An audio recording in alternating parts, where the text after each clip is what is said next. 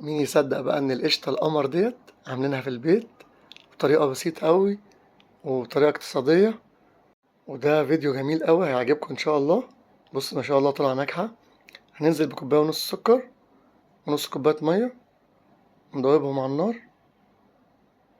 نحط واحدة فانيليا وعصرة نص ليمونة وهنقلبهم كويس، وربع كوباية عسل جلوكوز وممكن نستغنى عنه خالص. وهنقلب كده دقيقتين لغاية ما يغلي زي كده، وبعدين نسيبه يبرد خالص بقى علشان هنضربه في الخلاط. هنعمل بقى الخطوة التانية، هنحط نص كوباية مية وتلات معالق جيلاتين ونقلبهم كويس جدا مع بعض،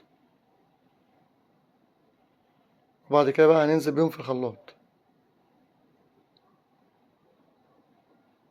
لو هننزل برضو بالعسل،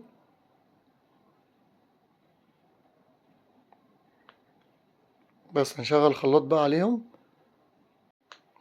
طبعا كل ما تضربه كل ما لونه هيفتح، يعني كل ما هنضرب فيه كده كل ما لونه هيفتح اكتر واكتر، وهينفش برضو في نفس الوقت وهيبقى مطاطي اهو شايفين.